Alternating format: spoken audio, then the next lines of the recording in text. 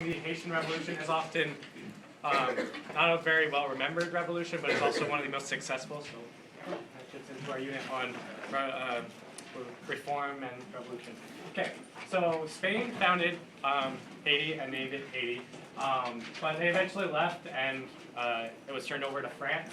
The Spanish left a lot of cattle with them, so the settlers living there and now Saint Dominique made a living off selling leather and jerky. But eventually they started running out of cattle, and they became very frustrated with that because they couldn't have any other way to make money or to live. So they became pirates. Instead of selling leather and jerky, they just decided, you know what pays a lot better? Robbing Spanish ships that have silver. So it worked a lot better for them, got them a lot of money, but France was not very happy with what their colony was becoming. So the French convinced the pirates to stop pirating, and they teach them how to farm and become more settled, better civilization. The biggest export was sugar. By the 1700s, the sugar plantations were thriving at the cot, but sugar plantations are really brutal to slaves, and they'd have to keep importing slaves because the working conditions were so poor that they couldn't even keep the population up because people were dying so rapidly. So by 1700, Saint Dominique was one of the most valuable colonies in the world. It produced 40% of Europe's sugar, 60% of its coffee, and it had more slaves than any colony other than Brazil. So Saint Dominique was very valuable because of how many slaves it had. By the 18th century, there were more slaves imported every year than every white inhabitant on the island. So this was happening consistently. More slaves were brought in than there were actual people every year. By the 19th century, slaves made up 90% of the population.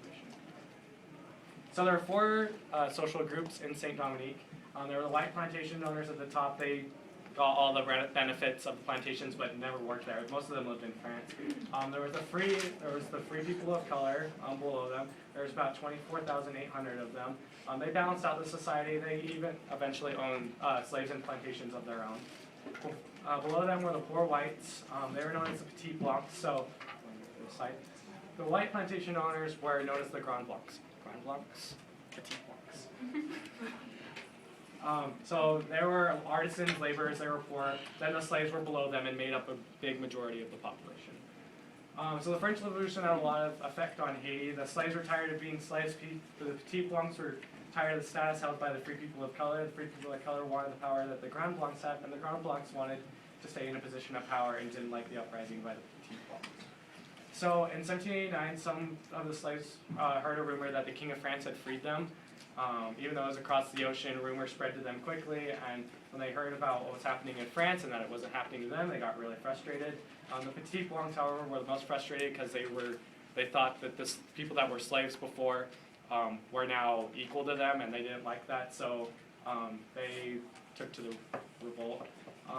They wanted to be like the third estate of France and become a democracy, and everybody in that government would get a vote except for black people, so 95% of the population in Haiti. In 1791, the Petit Blancs took control of Port-au-Prince, the capital of Saint Dominique.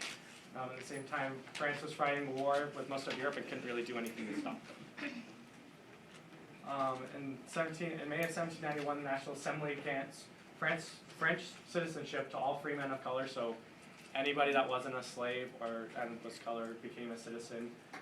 This enraged the Petit Blancs, and fighting erupts between those two groups. So there was two phases of the revolution. Phase one was the slaves were so upset that they weren't granted citizenship that they attacked basically anybody they could find. Toussaint Louverture became the leader of the revolt. He was such a good general that he led the slaves that they could even stand up to attacks from French soldiers. So the Spanish were at war with France at the time and wanted to crush them any way possible. And so they started aiding the slaves along with Great Britain. They even made Louverture a Spanish officer. They started aiding the slaves more in 1793. Knowing that there was no way France could win the war, they declared that all the slaves are free. On February 4, 1794, they issued the decree that freed all the slaves. Louverture then switched allegiances back to France and turns the tide of the war against the Spanish, which was still going on in Saint Dominique. So, like I said, it was still continuing in Saint Dominique. Louverture was an excellent general and politician and was leading Saint Dominique to become an independent nation from France. But they were still under French control, which France had just fallen under the control of Napoleon, and he decreed that all laws that applied in France did not apply to their colonies. This really frustrated everybody in Saint Dominique because they were so close to becoming free. He reintroduced slavery in Saint Dominique on the sugar plantations, and his brother-in-law, Charles Leclerc, had Lavoisier shipped to France and arrested him, where he eventually died. Leclerc tried to take away the people's guns, and that sparked the main part of the revolution. So, despite superior weapons, tactics, and brutality, they killed women, children, and imported dogs from Cuba that basically killed anyone they could find. France still had no chance of winning. So many people died from yellow fever, which killed a majority of the French soldiers. Napoleon decides that it's not worth it. He's going to cut his losses. Of all of the 40,000 troops that left, only 8,000 made it back to France. To fund this war, that had put him in so much that he had to sell part of his land in America to the United States. That's how we got the Louisiana Purchase. January 1st, Jean-Jacques Dessalines, who defeated Napoleon, declared the island independent and renamed it back to Haiti, what it originally had been.